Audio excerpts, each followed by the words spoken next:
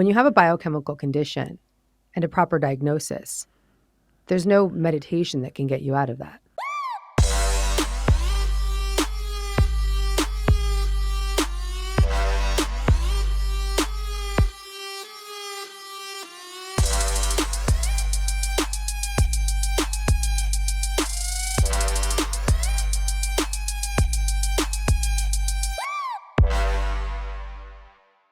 Gabby, welcome to the Roadman podcast. Nice to be with you. Thank you for having me. Thank you, Gabby. You are one of the busiest people in the world. No, there's no way I'm one of the busiest people in the world. I'm busy, but I'm not one of the busiest people in the world. It feels like you are. You know, when you're doing, you're a podcaster, you're doing your little bit of research, and I'd read your book, which is brilliant, by the way, and we'll get into that in a little bit. But I didn't realize you had 8 books published. 9. 9? This is the 9th. 9. That's some rough going. You have 9 books, you have the podcast, you have speaking engagements, you have events, you have courses. Like, do you have more hours in the day than me? Because you're making me feel super unproductive here. Listen, I do what inspires me. And when I'm in that presence of inspiration, I can expand time. We all can. When we're in the presence of inspiration, we can expand time. And especially when I'm writing. When I'm writing, I'm co-creating with a presence beyond myself. So I really borrow the benefits of being in that collaborative effort. When I write, I channel. When I write, I download. When I write, I listen. And I heal when I'm writing. I heal myself. So it's easy to write 9 books in 11 years when you enjoy it and you get so much out of it personally. When you look at your weekly calendar, so some background, I trained 7 years through law school, and people always ask me now, oh, why don't you practice law?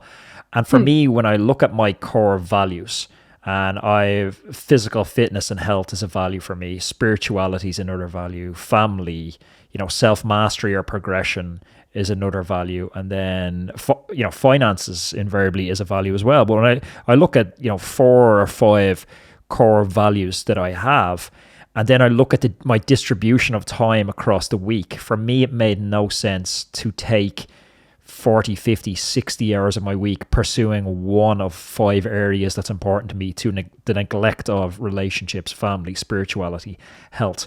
How do you distribute your time across the week, or do you have a value system similar to that? Well, I'm actually really inspired by what you're saying. I love the idea of a value system. I don't think I've ever thought it through. And I do actually think that might be something that would be very valuable for someone like myself, because when you have a lot of interest and you're good at those specific things, it's hard to prioritize. But one of the things that I do is I recognize what is my highest and best. And I learned this from a mentor of mine many years ago. What is my highest and best? And if it's not my highest and best, I'm not going to do it.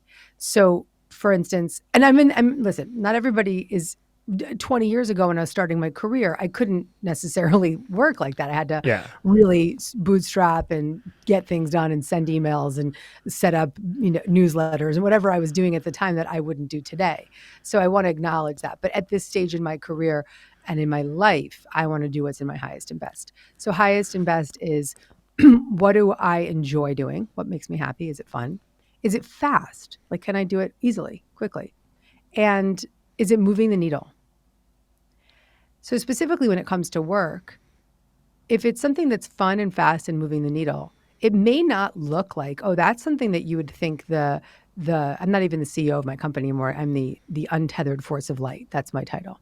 So try and write that one on a business card. That's really true. And I stick behind that. So you might not be thinking, okay, well, should this be what the untethered force of light is doing? But those things that I may identify as fun, fast, and moving the needle will end up on my docket because they are falling into highest and best. So that's how I would differentiate what I'm going to do and what I'm not going to do. And then I love the idea of just even prioritizing even further, kind of what you're suggesting here. That could be cool.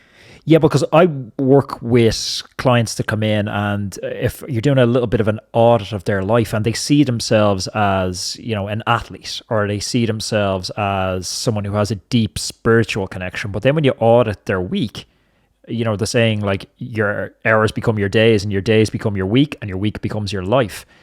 They're only moving the needle, as you'd say, on one very specific area of their life to the Yeah. neglect of the other areas. But when asked to self-assess, they would say each of these 4 or 5 areas are equally important, but their distribution of time across those areas is definitely not linear. Right. And I think that there's definitely, I think it's one of those things you want to consistently be auditing, because I can look at my situation right now where I'm definitely in highest and best more than I ever have in my life. But then I did spend 3 hours on calls this morning. And the morning is when I'm most creative. And just because it's easier for other people for me to get on those calls in the morning, it may not be in the highest and best of our business, because maybe that time of me doing creative work would be much more valuable for everyone. So it's constantly auditing and looking closer at what ways that you can continue to make sure you are in your highest and best. I also measure my success based on how much fun I'm having. That's a So good metric. yeah, it's the only metric for me, because if I'm not having a good time, my company mission, our mission statement is to help a lot of people and have a lot of fun. And if I'm not having fun, then I'm not helping people. It's So it has to start with fun. If I'm not having fun, then it's not channeled, it's not creative. If I'm not having fun, or if my team isn't having fun, then it's not manifesting what it is that we're trying to create. So sure, there's parts of the work that we do that isn't always like the most exciting or the most creative, but it's still fun for me, but it's right? such a So nice position to be in. I guess there's no point in having the you money if you don't get to say you every now and then. right. Exactly, exactly. And then, the other thing about that, I think, is that I want my team to be in their highest and best. So I'm terrible at interviewing. I'm terrible at hiring, because I have a team that does this because I want to hire everybody. I like find good in everyone. So I'm like, oh, you could do this. And like I make jobs for people on the spot. But what I'm excellent at is actually finding the folks who are really good at I find what people are excellent at. I identify strengths, and I can see when somebody could be more well served in a different role. And there have been many instances where people will enter my company in one role, and very quickly I'll say, whoa, whoa, whoa, whoa, whoa. You are so good at XYZ. And just because you're good at this thing that we hired you for doesn't mean that you shouldn't be doing this thing that's so clearly going to light you up and serve this business. And so just right now, I'm actually transitioning somebody from one role to another. She just started 2 weeks ago, but I identified immediately, whoa, you are so good at this other thing that we need. We can hire for that one that you hired for originally. But isn't that such a powerful lesson for somebody stuck in a career and they maybe find themselves getting passed over for promotions and just like label themselves as, I'm just not that good. I'm not that bright. I'm not that capable. And you're not that capable at, climbing a tree if you're a fish, but you probably swim pretty well. Right. That's exactly right. And look, we do a good job of hiring in general, just trying to get people in the right role. But then I can really spot when there's more for someone. And that, I think, is this very, very cool thing. Gabby, let me talk about the creative process of writing your most recent book. What were the challenges in that? I always think it's darkest before the dawn. Was there times when you had self-doubt creeping in, or you thought just abandoning the project and thought, I'm not good enough, or I can't get this out? Because it was a challenging topic you throw your hand to. Mm. I couldn't sit down to write this book, Happy Days, The Guided Path from Trauma to Profound Freedom and Inner Peace, without being on the other side of the trauma. So thankfully, I didn't write it too soon, because if I had, I would have been triggering myself, probably activating my reader. I wouldn't have been able to give the grounded, steady energy that the reader needs to go through this kind of journey with me. So I waited. I knew I wanted to write this book in 2016 when I remembered my own experience of childhood trauma. But I was way too activated at that time, and I didn't know what the solution looked like. I was just in the remembrance. So it was only until 2022 that the book came out. And that's because I am on the other side. So I keep saying often in interviews that there's no way I would have put my face on the cover of this book if I hadn't been able to sit here with you and live to tell what it means to be living with freedom and inner peace. So that's first. And with that foundation of growth and strength and safety in my own system and safety in my recovery, I was able to be creative. Because if we're writing about something that's beyond our comfort zone, we will block the creative force because there'll be so much fear, there'll be so much self-judgment, there'll be so much attack. And so because I could stand in my own expertise of what it meant to live through and survive and thrive through trauma, I could let the creative force move through me and allow it to be delivering a message that's so profoundly mine and profoundly guided.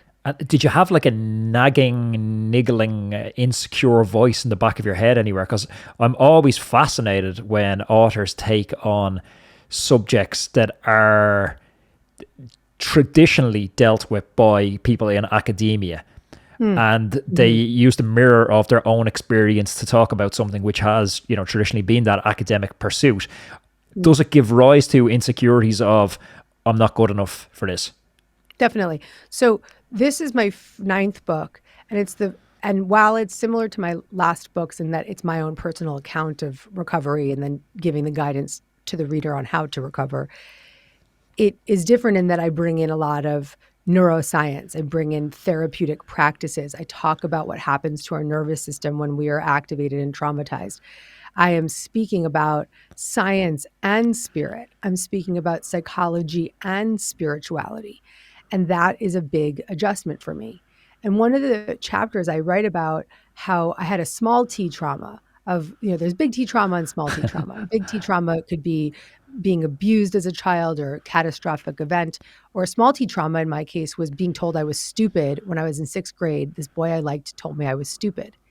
And that comment dictated my entire life up until now. It almost stopped me from writing my first book. Even 8 books in, I would say things like, well, I just write in my own voice, but I would never identify as a good writer. I'd be like, oh, I just write in my voice, but I'm not a memoirist or I'm not writing novels. That's how I would speak about myself. And so I had this impression of, well, I can write because I have a message to share, but I'm not smart. And the trauma recovery that I've underwent helped me reprocess that storyline that I'm not smart enough to do this. And I wouldn't have been able to write a book that included neuroscience and biology and what happens on a psychosomatic effect to the body and really address therapeutic practices with authority if I had not fully resolved that small T trauma. Isn't it funny how a seemingly throwaway comment from someone like that can plant a seed, and then we look for confirmation bias. We look for reasons to say, actually, that comment is correct. We don't look for, and it's something I think is so powerful, is starting a day with a simple mantra in your journal saying, this is going to be a great day. Because when you tell yourself this is going to be a great day, now you're actively looking for ways to confirm this bias of, yes, it is going to be a great day. But it's equally corrosive when you get a comment like that at a vulnerable age saying, you are dumb, or you're not athletic, in the case of a lot of our listeners, where they have this idea or vision for themselves that, I'm not an athletic person. So now every time they fail to, achieve their athletic potential, they say, well, I'm not athletic. Well, the stories that we embody as children, whether they be experiences that we've had that have imprinted a story on us, or something that we've literally been told, like you're stupid by a teacher, or you're not good enough. However, these stories are imprinted in our system, they become the storyline of our life until we become brave enough to witness and wonder why we act in these ways. So we often don't even realize that we are living from that triggered state. We don't realize that that imprinted story from when we were 3 or 5 or 6 has such a hold on the way that we live, the way that we lead, the way that we love, the way that we earn, the way that we sleep, the way that we move physically.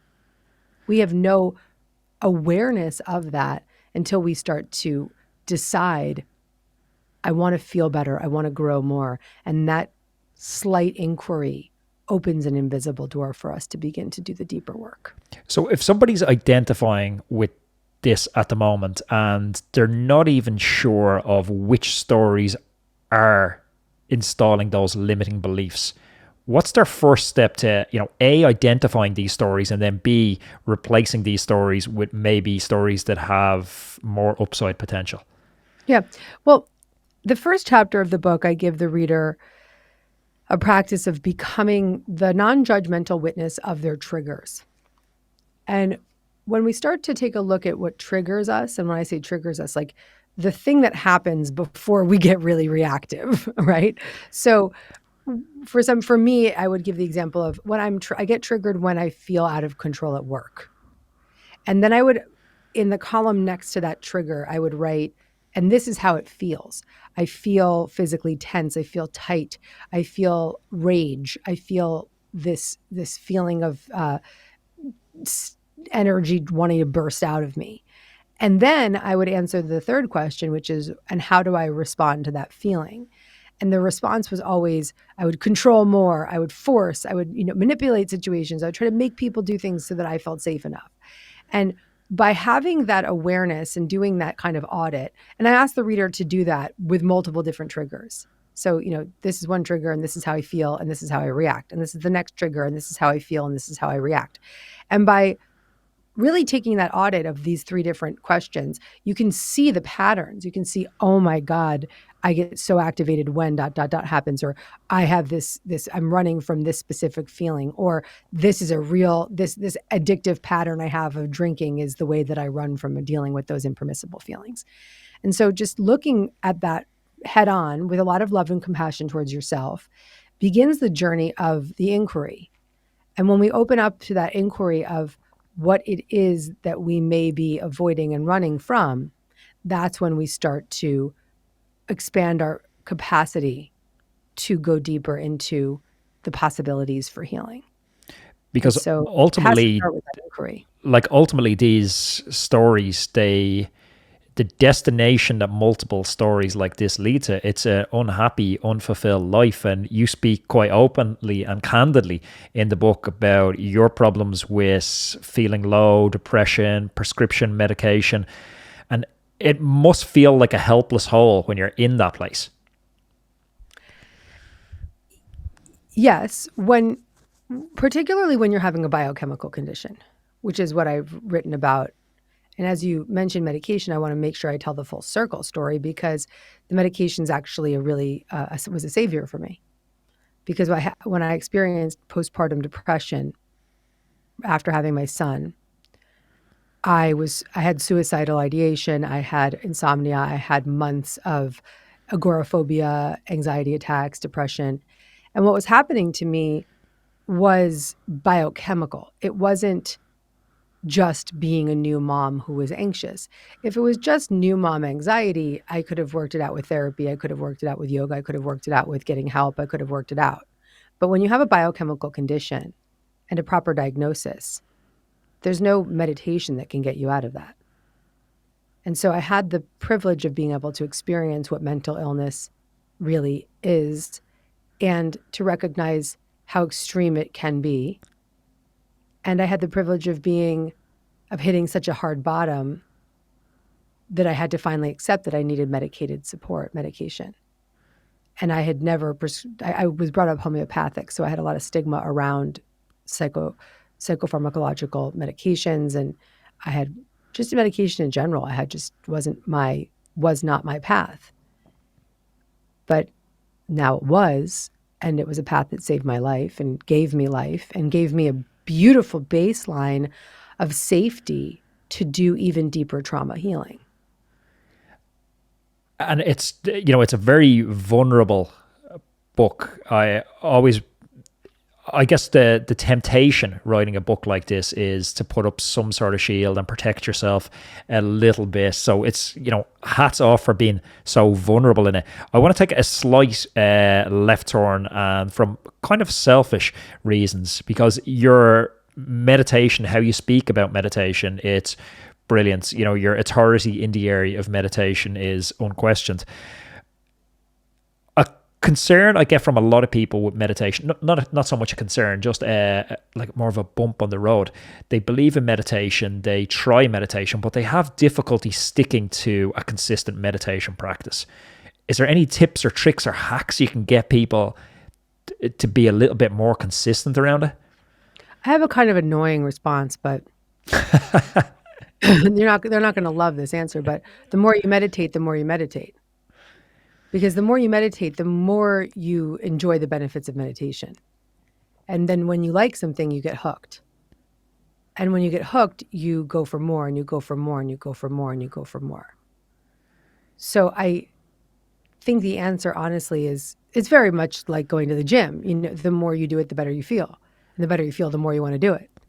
So there's lots of tricks for just having a simple practice or setting an alarm clock, but the biggest method of establishing a strong meditation practice is just to make the commitment to meditate as often as possible, daily, and on a very daily basis, because I always say stick around for the miracles.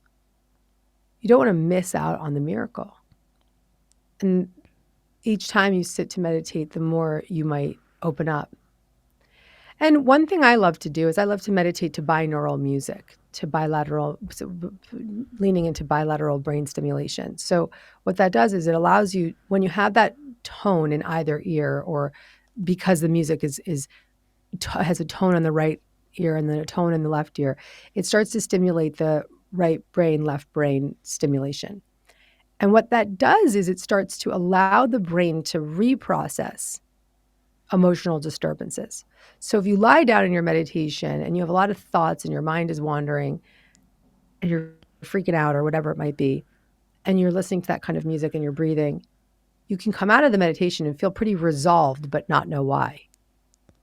Because it's opening up your brain's window of tolerance to start to process that kind of emotion. If you circle back to when you discovered meditation, what was the trigger for getting you into it? And were you skeptical of it, or immediately off the bat, it was just something you bought into? I started meditating when I was 16. And my mom is a meditator and was a meditator when I was growing up. And she brought me to visit ashrams, and she would shut her door. My mom was a very anxious woman, but she would shut her door and put on her incense and turn on her mantra music, and then come out of her room very different. So I knew, oh, there's something happening there. There's something happening there. And when I was 16, I started to experience depression for the first time and anxiety. And so I went to my mom and I said, I need help. So she gave me what she knew, and she gave me a mantra. And that mantra was so easy to just return to and return to and return to. Can you remember the mantra? Oh, yeah. The mantra is so hum. I am that. And so I would say, so hum, so hum, so hum. And I remember one time being with my high school boyfriend and going out to a house in the country that we were going to stay at for the weekend. And we arrived and I started feeling that anxiety. And I said, I'm going to go excuse myself and sit down and do some meditation. This was a few weeks into my meditation practice. And I sat down in like this room in a house that I'd never been in. And I started using my mantra, and I felt this energy just come pouring through my arms and my hands and my body. And I just started feeling just enveloped with this love. And it was almost like I was just surrounded by this presence of love. And in that presence, I felt so much peace and so settled.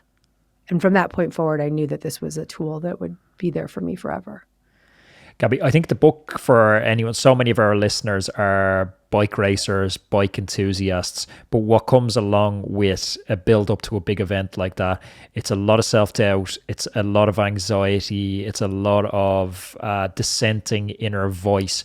And I think your book provides a lot of really tangible tools and strategies for overcoming a lot of the obstacles we deal with on every day. So thank you very much for writing something that I think is very valuable, putting it out into the world. And thanks for joining me on the Roadman podcast. Thank you. What a lovely conversation. I appreciate it. Thank you so much.